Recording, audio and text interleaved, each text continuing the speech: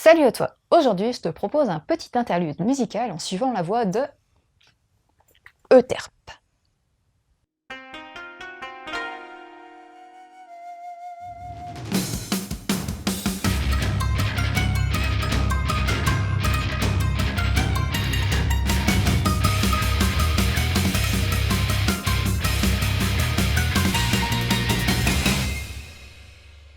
John, grand pianiste professionnel, est en dépression et il ne trouve plus l'inspiration.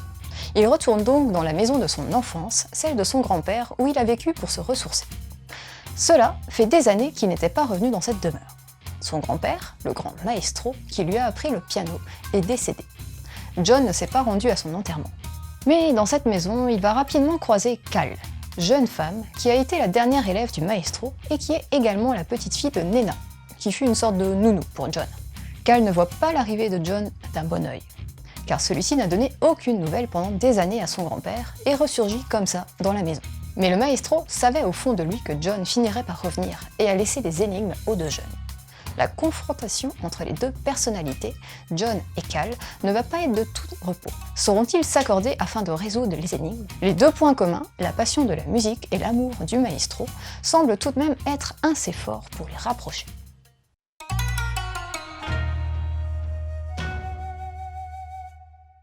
Il s'agit d'un global manga, et l'auteur a gardé le sens de lecture européen, ce qui est logique. Il s'agit d'un josei, il s'adresse donc principalement aux jeunes fans.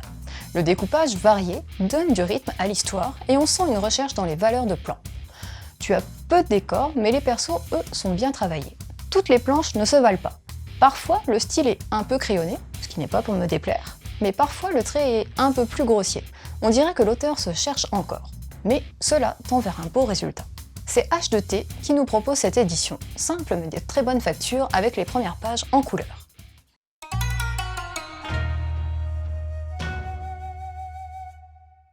Il s'agit de la première série de l'auteur Art of Ka, passionné par la musique et le dessin, une série de 2 tomes. Pour le petit point culture, Euterpe est une des 9 muses de la mythologie grecque, la muse de la musique.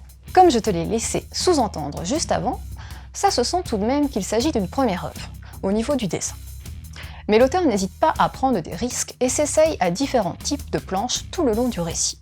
Et cela est plutôt un point positif et ne perturbe pas la lecture. Nos deux protagonistes principaux sont très différents dans leur manière d'être. John a commencé à apprendre le piano avec son grand-père, puis a fait de grandes écoles de musique. C'est maintenant une star dans le milieu. D'apparence plutôt réservée, il a quand même conscience qu'il est un génie.